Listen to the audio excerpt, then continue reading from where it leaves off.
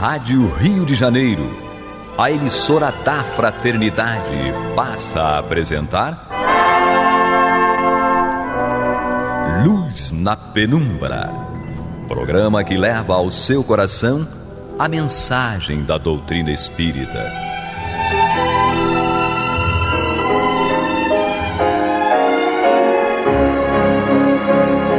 E com vocês, João Batista, para o estudo de O Livro dos Espíritos, da obra codificada por Allan Kardec. Papai do céu nos guarde e nos abençoe. Louvado seja nosso Senhor Jesus Cristo. E que possamos fazer do tempo esta dádiva que a todos nós é dada de maneira igual, um recurso a mais, para que a nossa caminhada seja a cada dia mais firme e consistente na conquista dos valores espirituais que nos levarão à verdadeira felicidade. Hoje temos conosco Ana Júlia. Olá, que Jesus nos abençoe. Temos Edmilson. Paz e amor a todos. E Guilhermina. Hoje vamos estudar a pergunta 205 e 205A do Livro dos Espíritos, na tradução de Evandro Noleto Bezerra. E quem vai começar a explanação é Ana Júlia. Bem, vamos lá. Pergunta 205. Não é bem uma pergunta, é até uma observação de Allan Kardec. Na opinião de certas pessoas, a doutrina da reencarnação parece destruir os laços de família, ao fazê-los recuar às existências anteriores. Então, essa pergunta, ele está se baseando em alguma crença, na crença de algumas pessoas, que quando você fala em reencarnação, então as pessoas pensam assim: então esse que agora é meu filho, em outra existência não vai ter mais, então vai destruir esse laço, se você pensar nas existências anteriores. Aí vamos ver o que os espíritos responderam a Allan Kardec. Ela os amplia, não os destrói. Baseando-se o parentesco em afeições anteriores, os laços que unem os membros de uma mesma família são menos precários. A doutrina da reencarnação aumenta os deveres da fraternidade, pois no vosso vizinho ou no vosso empregado pode encontrar-se um espírito que esteve ligado a vós por laços consanguíneos. Eu aí procurei até no Evangelho segundo o Espiritismo, ele fala, tem no capítulo 4, tem um título que é: a reencarnação fortalece os laços de família, ao passo que a unicidade da existência os rompe. Então, se nós acreditarmos que existe só uma existência, que hoje eu estou nesta existência e depois não existirei mais, isso sim é que vai destruir, se for o caso, um laço qualquer. Mas a doutrina da reencarnação vem nos mostrar que nós passamos por várias existências, nos reencontramos em algumas, nos revisitamos, voltamos, reencarnamos de novo. E, na verdade, quem pensa dessa forma está ainda se baseando no aspecto material da situação de parentesco. Porque, na verdade, laço não se rompe. Onde há amor, onde há fraternidade, isso não se acaba. E ele fala aqui, que essa doutrina, ela aumenta também, a crença na reencarnação aumenta o dever da fraternidade. Pois muitas vezes aquele vizinho, aquele empregado, pode ter sido numa outra existência um irmão nosso, um pai, uma mãe, Então, assim, na verdade, a doutrina da reencarnação, ela explica muita coisa. Ela amplia muito o nosso conhecimento, o nosso entendimento sobre a vida. E aí ele fala aqui, voltando no Evangelho, ele diz assim: os laços de família não sofrem destruição alguma com a reencarnação, como pensam certas pessoas. Ao contrário, tornam-se mais fortalecidos e apertados. O princípio oposto, sim, os destrói, né? E realmente, a nossa parentela, ela aumenta, ela, né, se amplia com a reencarnação. Hoje temos um grupo, né, encarnado conosco, amanhã teremos um outro grupo e isso vai ampliando. Tá? Isso que... Edilson. E a questão, ela né, quando a gente fala de reencarnação, ela é muito abrangente. Porque a gente está falando aqui nessa questão especificamente sobre laços de família. Mas a reencarnação, ela nos torna as pessoas mais solidárias. Né?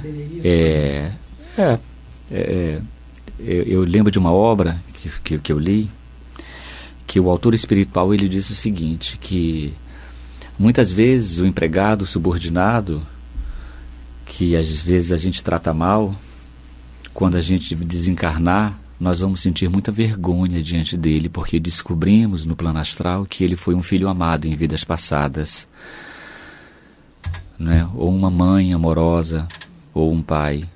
Mas nessa condição, né?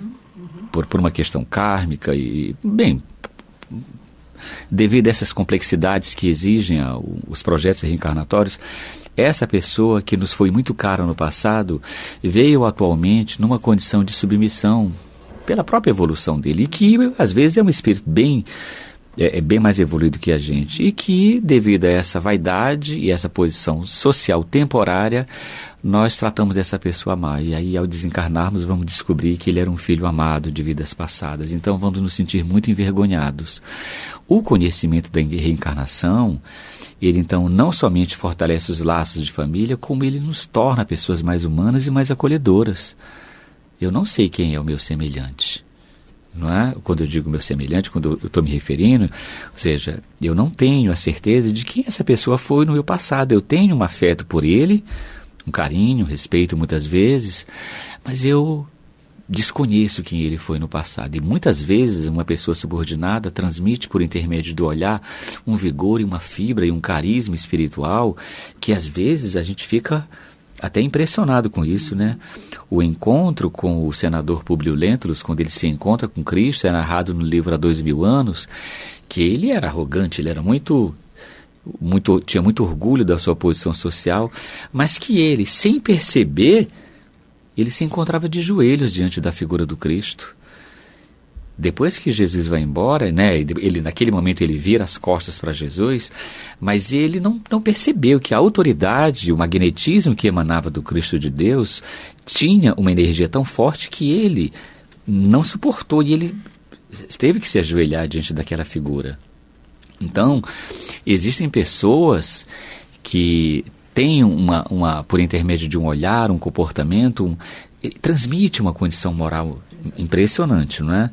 Então, a reencarnação, ela não somente fortalece os laços de família, como ela nos torna pessoas mais acolhedoras, mais humanas e mais compreensíveis. Até mesmo porque aquele que hoje se encontra num estado de subordinação, ele, além de espiritualmente pode ser mais elevado que eu, numa encarnação futura, eu posso estar numa condição pior que a dele, temporariamente falando. Né? Então, nós temos que nos tornar pessoas mais solidárias, mais humildes, mais humanas, que isso é sinal de sabedoria. E seguindo o teu raciocínio, eu estava aqui pensando, Deus é perfeito e nos dá oportunidades sempre para que nós nos corrijamos, para que nós nos acertemos, e a família é o grande local para isso. E aí eu estou vendo aqui que a ideia da reencarnação, pelo contrário, amplia, realmente não destrói. Por isso, porque a gente, em cada parentesco, teoricamente, na proximidade do parentesco, vai se burilando os sentimentos. Aí, no último parágrafo, aumenta os deveres da fraternidade, pois no nosso vizinho ou no vosso empregado para encontrar um espírito que teve ligado a vós por laços consanguíneos. Enquanto nós pensaremos, quem que ele pensa que é? Porque hoje eu sou uma pessoa importante, hoje eu tenho uma posição social, né? Uma posição financeira importante, e quem que ele está pensando que é? Para chegar perto e tal, papá. Quem que ele pensa que é? Ele pode ter sido alguém importantíssimo para nós e que nós estamos tendo a oportunidade, dessa maneira, hoje, de oferecer a nossa gratidão, a nossa oportunidade de oferecer solidariedade. E mesmo que não seja, se é alguém que está próximo de nós, não importa.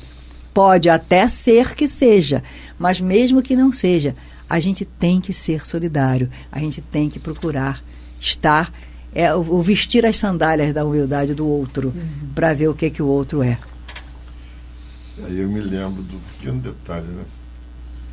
Na época em que eu passava visita no pronto atendimento, e tinha uma pessoa que me trazia todo dia um cafezinho. Chegava e me falava assim: doutor, Jesus te ama. Depois eu fui descobrir que essa criatura tinha uma vida extremamente difícil, filho doente, uma porção de problemas de saúde. Gente, aí você fica envergonhado, né? É verdade. Essa pessoa te diz: Jesus te ama. Só isso. Mas é uma energia que passa para você fora do comum. Quem é o espírito superior?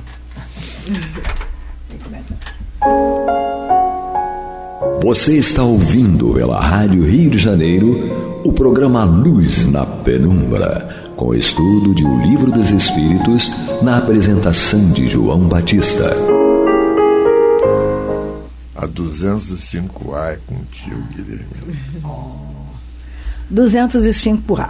No entanto, essa doutrina diminui a importância que alguns atribuem à sua genealogia, visto que cada um pode ter tido por pai um espírito que haja pertencido a outra raça ou que tenha vivido em condições muito diversas. Sim, porque se as vidas são sucessivas, se não é aquela questão do morreu, acabou, foi para o céu ou foi para o inferno, ponto, acabou. Não, nós vamos continuar renascendo, vivendo, reencarnando em novas famílias e em companhia de pessoas com quem nós convivemos em outras vidas e não por acaso estamos convivendo de novo. Aí, resposta, é verdade, mas essa importância se baseia no orgulho.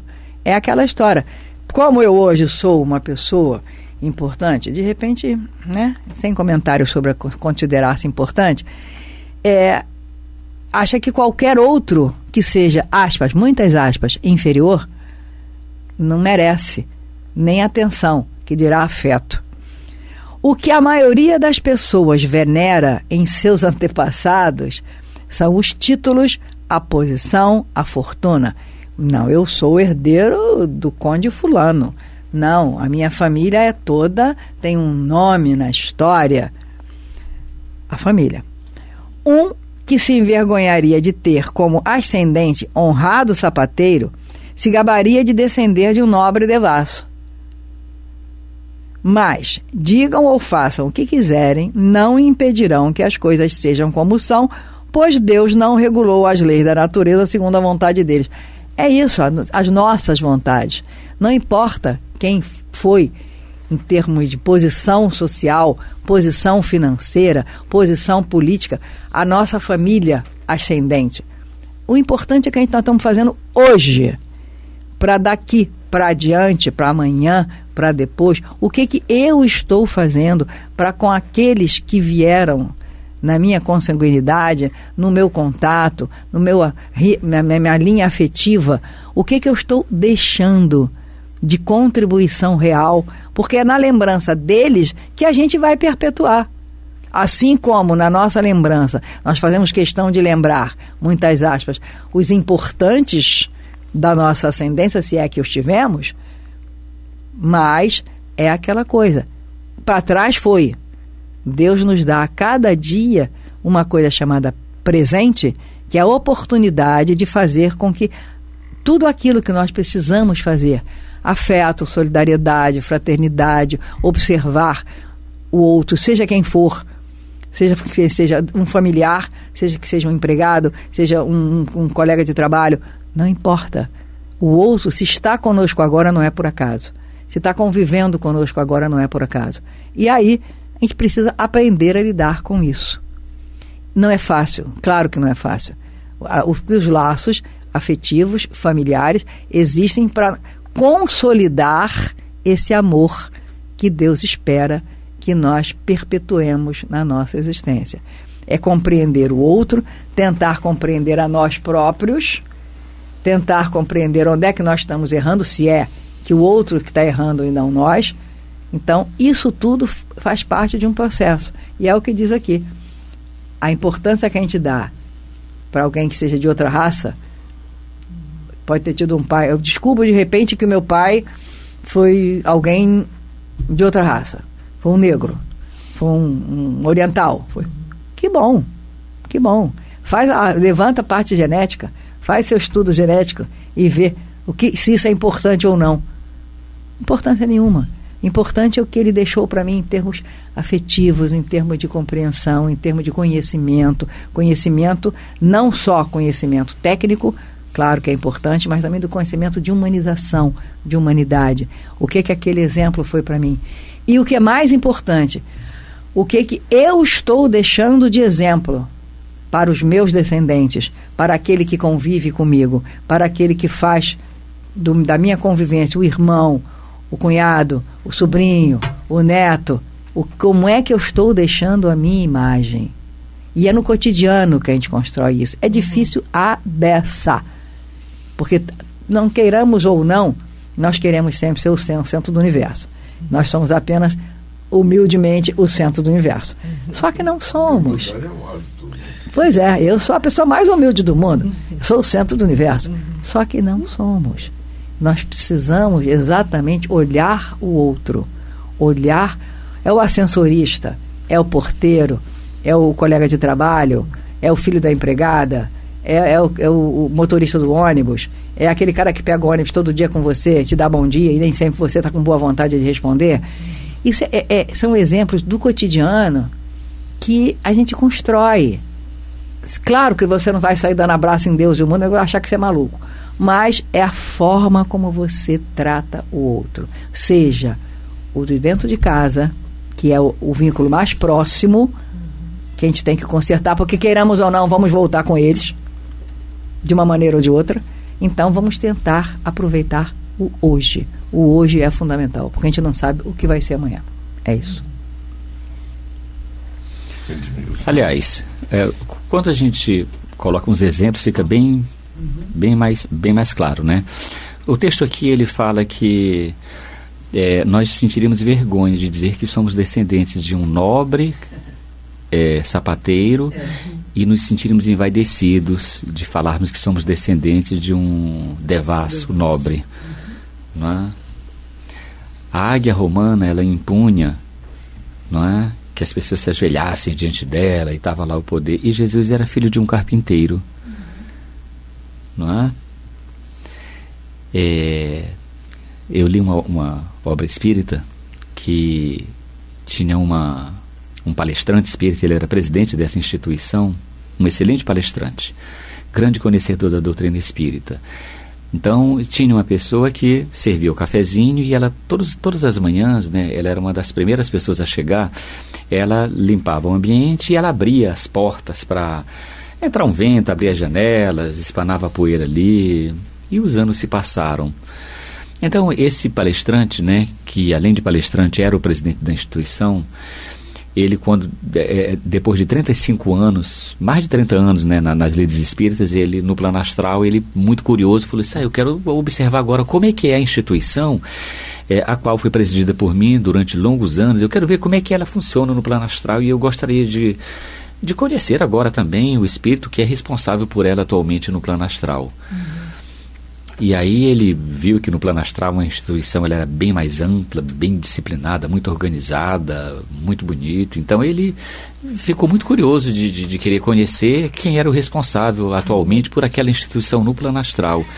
E aí ele foi comunicado que o presidente, né, a pessoa responsável pela instituição, estava muito ocupado e que não poderia recebê-lo no momento, devido a uma quantidade muito grande de tarefas. Então ele pacientemente aguardou então a data que foi marcada e o horário para que ele conhecesse então a pessoa que estava atualmente presidindo aquela instituição. Quando ele adentra-se à sala, ele percebe que era a pessoa que varria o ambiente e que abria as janelas. A humildade dela, que ele tinha uma vaidade do conhecimento dele, né? Então ele ficou muito surpreso com aquilo.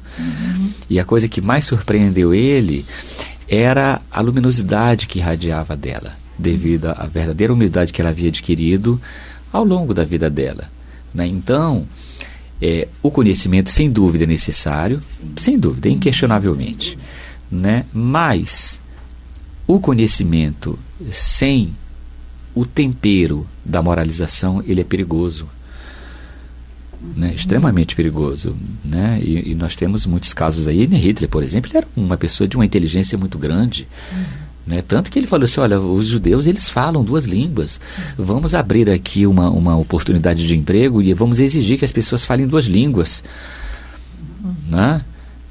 O ramo da fabricação de panelas. Aí o que os judeus fizeram, né? Eles falavam 2 línguas e eles foram lá e faziam a inscrição deles.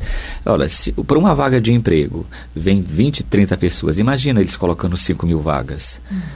E aí, então foi catalogado todos os endereços deles, no dia seguinte todos eles estavam sendo assassinados.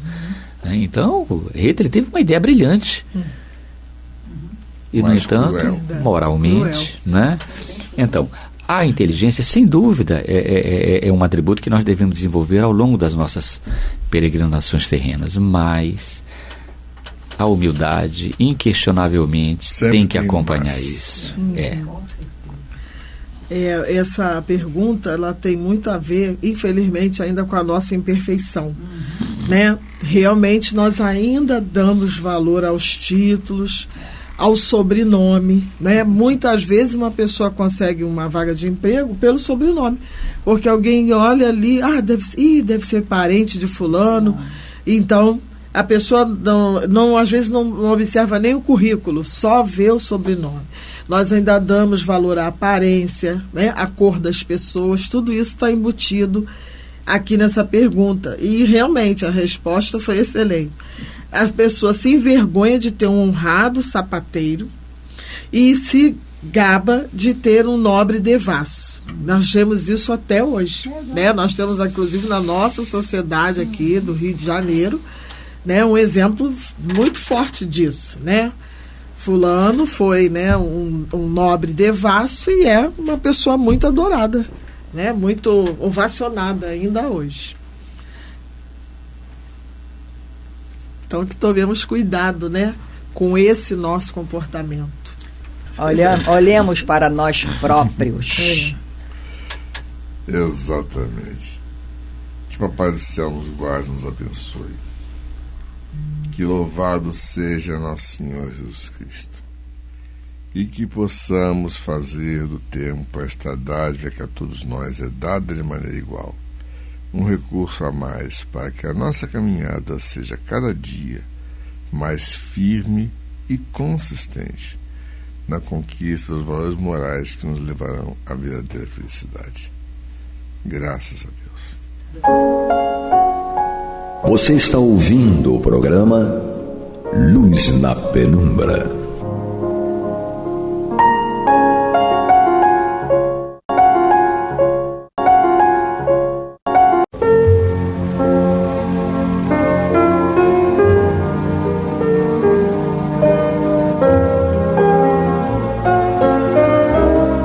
A Rádio Rio de Janeiro está levando ao seu lar e ao seu coração a mensagem consoladora da doutrina espírita, através do programa Luz na Penumbra.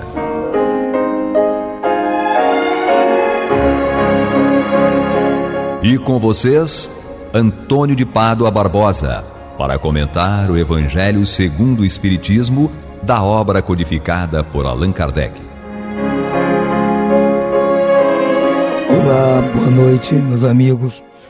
Estamos de volta aqui ao programa Luz na Penumbra, no qual nós vamos comentar o Evangelho segundo o Espiritismo de Allan Kardec. Estamos em seu capítulo 8º, Bem-aventurados os que têm puro coração. E hoje nós vamos dar início ao estudo do tópico escândalos. Se a vossa mão é motivo de escândalo, cortai-a. Então temos aqui o texto do Evangelho de Mateus, capítulo 18, capítulo 5, nos falando sobre essa passagem de Jesus. Diz assim: se alguém escandalizar a um desses pequenos que creem em mim, fora melhor que ele atasse ao pescoço uma dessas mós, que um asno faz girar, e o lançassem ao fundo do mar. Ai do mundo por causa dos escândalos, pois é necessário que venham escândalos, mas ai do homem por quem o escândalo venha. Tende muito cuidado em não desprezar um desses pequeninos. Declaro-vos que seus anjos no céu veem incessantemente a face de meu Pai que está nos céus, porque o Filho do Homem veio salvar o que estava perdido. Se a vossa mão ou vosso pé é objeto de escândalo, cortai-os e lançai-os longe de vós. Melhor será para vós que entreis na vida tendo um só pé ou uma só mão, do que tendes dois e serdes lançados ao fogo eterno. Se o vosso olho vos é objeto de escândalo, arrancai-o e lançai-o longe de vós. Melhor para vós que entreis na vida tendo um só olho, do que terdes dois e serdes precipitados no fogo do inferno. Bom, são palavras muito contundentes proferidas por Jesus,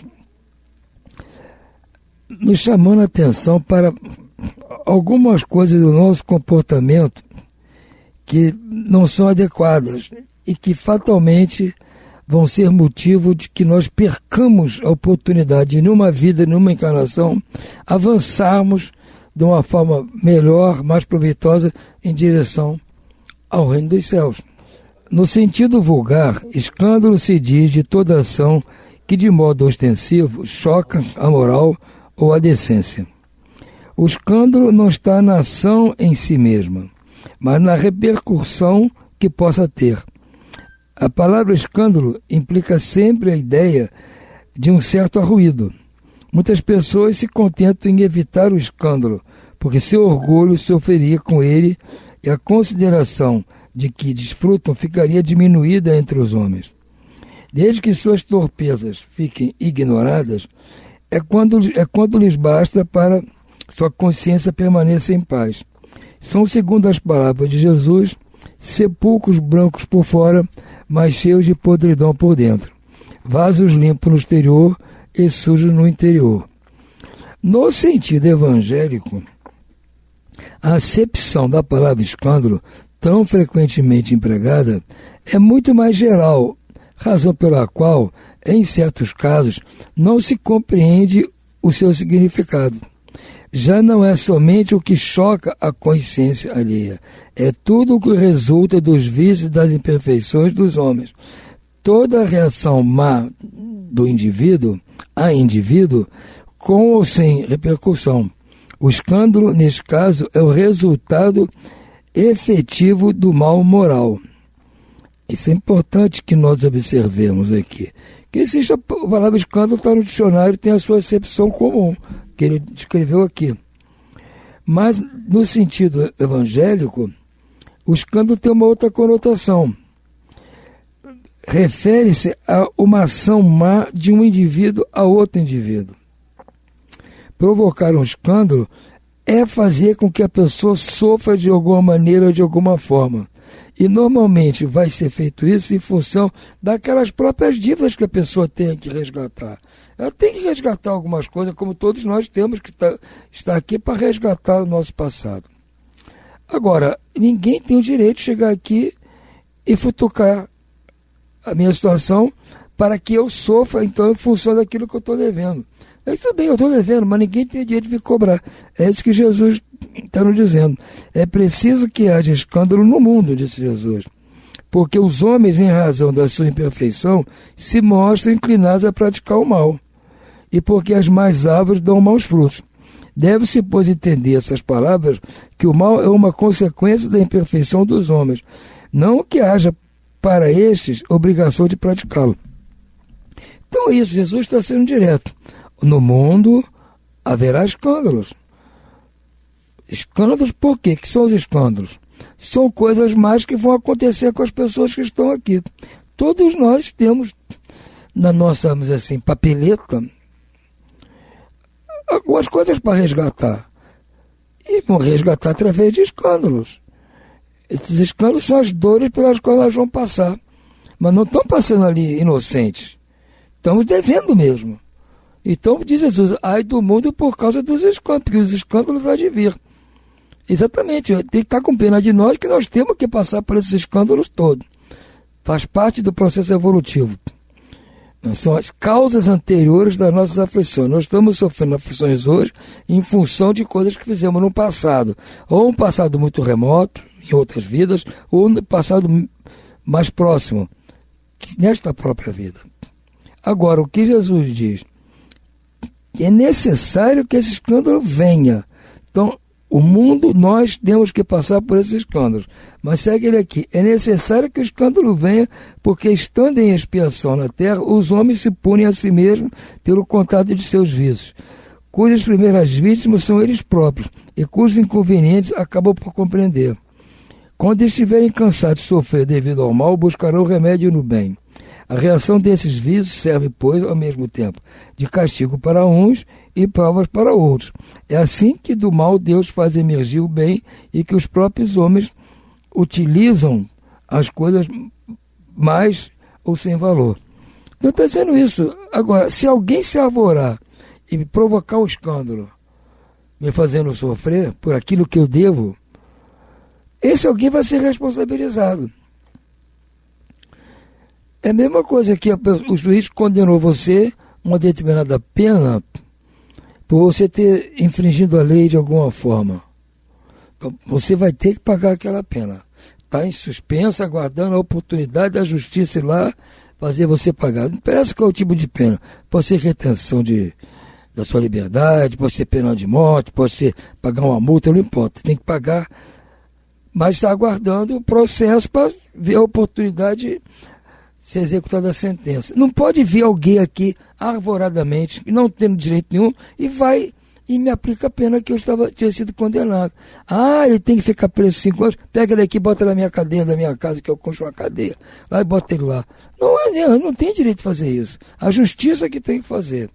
Então nós temos dívidas com a lei de Deus. E vamos pagar essas dívidas através de escândalos que vamos sofrer. Mas é Deus que vai providenciar isso, não são os homens.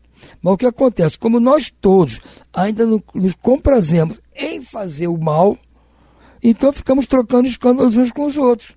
Deus não precisa nem interferir, porque nós somos os causadores de escândalos uns com os outros. Porque ele tem que passar por isso mesmo, então vamos nessa. Mas não é assim o que diz Jesus. A pessoa tem que passar pelo escândalo, mas aí daquele por quem vem o escândalo, porque vai passar pela mesma coisa também. É isso que ele está dizendo. Ai do mundo por causa dos escândalos, que os escândalos há de vir, mas ai daquele por quem venha o escândalo. Porque o nosso mundo ainda é um mundo de provas e expiações, é um mundo ainda muito complicado. O dia que nós cansarmos de ficar provocando escândalos, sofrer escândalos, nós vamos pensar, puxa, eu não tenho por que ficar fazendo mais coisas erradas para no futuro passar por escândalos. Eu vou ter que mudar meu perfil. E aí começa a pensar numa mudança moral, numa transformação moral, de combater as suas más inclinações. Porque eu gosto de fazer maldade com A, B e C. Não, eu tenho que perder esse gosto, porque isso está me causando no futuro eu passar por essas mesmas coisas. Então, na medida que nós vamos entendendo isso, nós vamos deixando de praticar escândalos uns com os outros. Há de chegar ao ponto na Terra em que ninguém mais vai ter motivo para provocar escândalo, porque as pessoas não estão merecendo passar por escândalos e as outras pessoas não têm mais vontade de fazer ninguém passar por escândalo. Se alguma outra tiver uma coisinha para acertar, é a providência divina que vai resolver. Não cabe a cada um, não cabe. Então é o que diz Jesus. E isso que nós estamos passando aqui hoje. Tá muita gente sofrendo coisas aí, que a gente olha, puxa, mas não é possível, uma pessoa tão boa está passando por isso, por aquilo. A gente não sabe o passado dela. Agora, você está passando essas contingências ruins, sem interferência de qualquer outra pessoa, está limpando a pauta dela e não está causando motivo para que ninguém suje a sua pauta. Então, é um escândalo normal, dentro da lei de Deus. E a tendência é diminuir até que um dia acabe, quando o planeta acabar de passar pela sua transformação. Sendo assim, dirão, o mal é necessário e durará sempre. Porque se desaparecesse, Deus se veria privado de um poderoso meio de corrigir os culpados.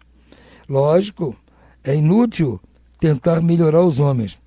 Mas se não houvesse mais culpados, já não haveria necessidade de castigos. Suponhamos que a humanidade se transforme e passe a ser constituída por homens de bem. Nenhum pensará em fazer mal ao seu próximo, e todos serão felizes por serem bons. Tal é o estado dos mundos adiantados, dos quais o mal foi excluído. Tal virá a ser o da terra quando houver progredido bastante.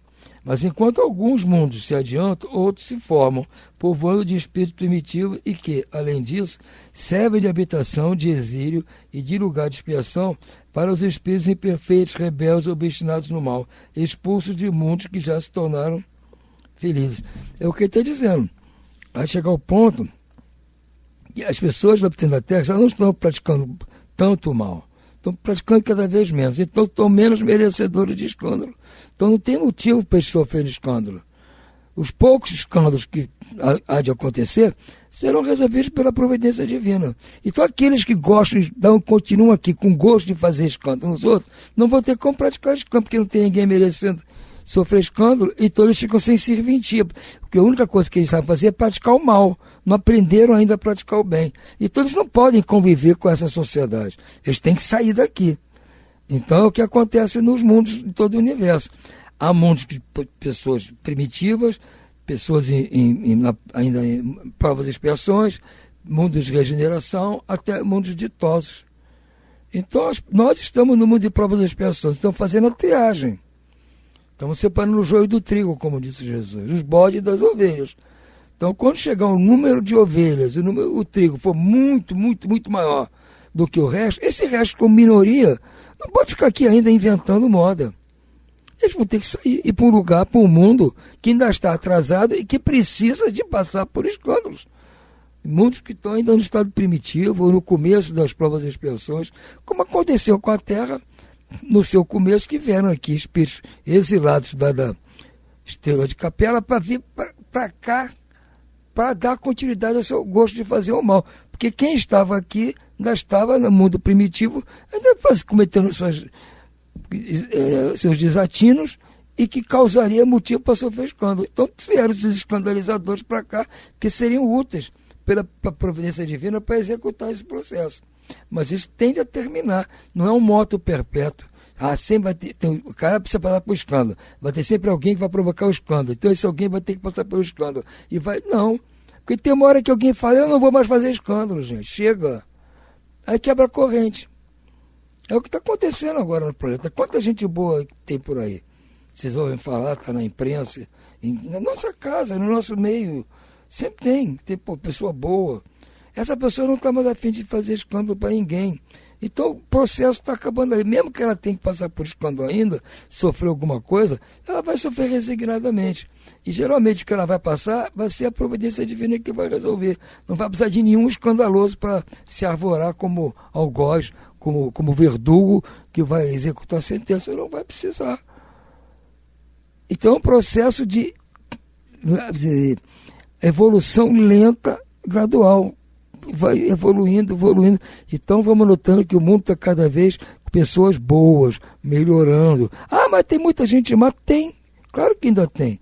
Ainda estão sendo úteis à providência divina, até o dia em que virar o processo. Vai ter muito mais gente boa do que gente má.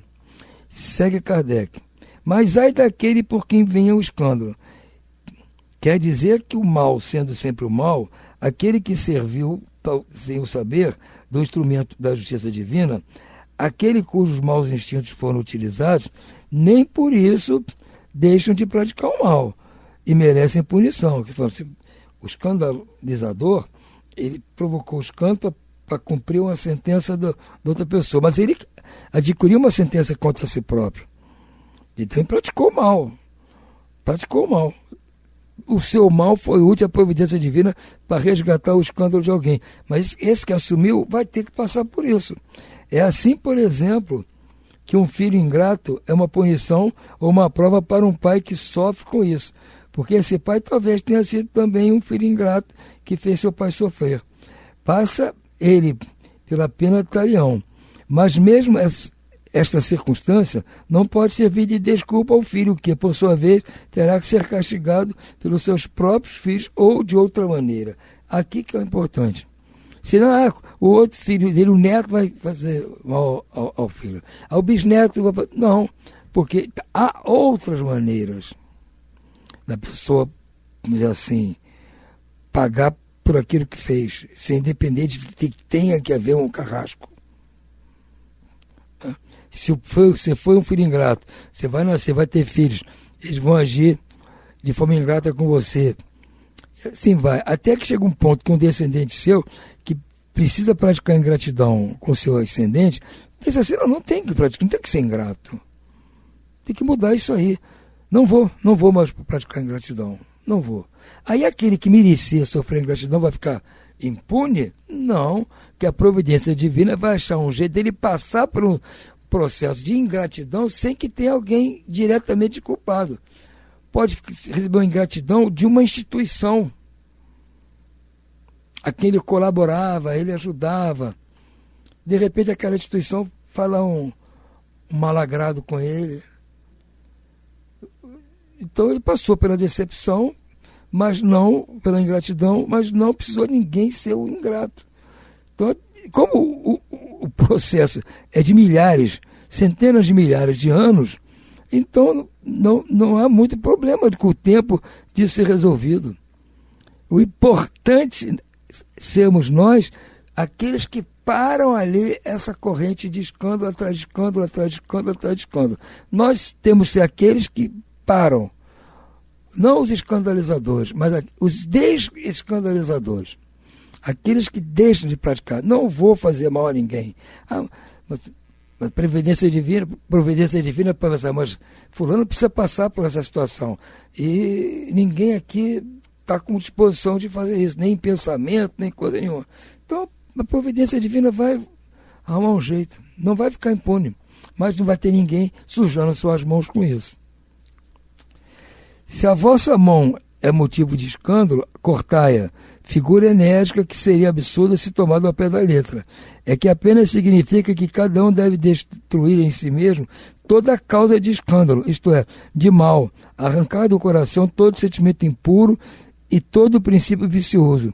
Quer dizer também que para o homem mais vale ser cortado uma mão do que servir essa mão de instrumento para uma ação má. Ficar privado da vista do que servir os olhos para conceber maus pensamentos. Jesus não disse nenhum absurdo para quem saiba compreender o sentido alegórico e profundo de suas palavras. Entretanto, muitas coisas não podem ser compreendidas sem a chave que o Espiritismo faculta. Exatamente. Jesus está dizendo isso metaforicamente. Está fazendo uma hipérbole. Ele não está dizendo que arrancar o olho, você vai lá e corta o braço. Não é isso. Está dizendo que você está prestes a reencarnar. E você viu na encarnação anterior que você usou a mão para fazer o que não devia. E sabe que se nascer de novo, qualquer tentação que houver para você de usar mal a mão, você vai usar. Então você vai, mas se eu nascer sem mão, mesmo com a tentação, eu não posso usar. Mesma coisa a vista. Opa, eu usei minha vista para prejudicar os outros. Vi a coisa que não devia. Não, eu vou fazer de novo. Se voltar com as vistas, eu vou, porque eu não me corrigi ainda. Então, para me ajudar nisso, se eu tiro os olhos, vou nascer cego, é menos chance que eu tenho de usar a visão para fazer besteira. E assim vale para qualquer coisa. Se nós tivermos a oportunidade de escolher, a maioria das vezes não é isso aí é compulsório, não. Mas se você tiver possibilidade de escolher, é o que diz Jesus. É melhor você entrar com essas dificuldades do que aumentar as dificuldades, porque essas coisas vão continuar dando causa. É melhor cortar o mal pela raiz, tentar se reformar com o uso dessas deficiências, dessas dificuldades. Porque sem as dificuldades você sabe que não vai ter forças para domar as suas más inclinações. Aquela história do verdadeiro espírita. Tem que domar as suas más inclinações. Mas eu sei que é difícil domá-las. Então, se eu vier prejudicado naquilo que causa a minha má inclinação, eu vou ter mais chance de me modificar do que se eu tivesse vindo perfeitinho. Então vamos ficando por hora por aqui. Uma boa noite a todos e muita paz.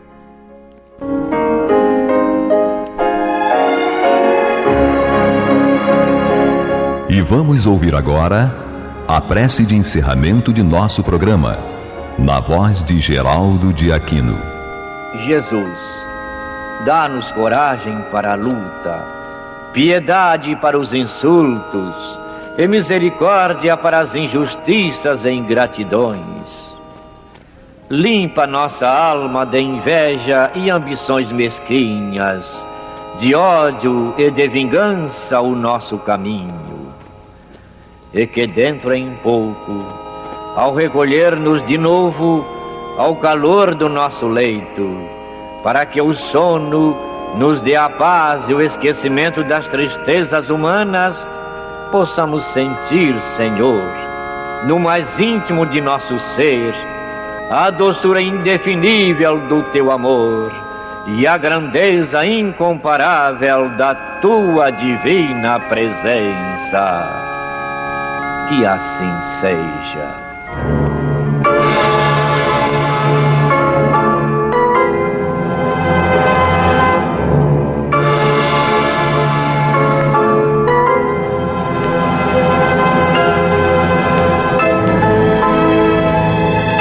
Acabamos de apresentar o programa Luz na Penumbra, que voltará a ser apresentado amanhã às 21 horas nesta emissora.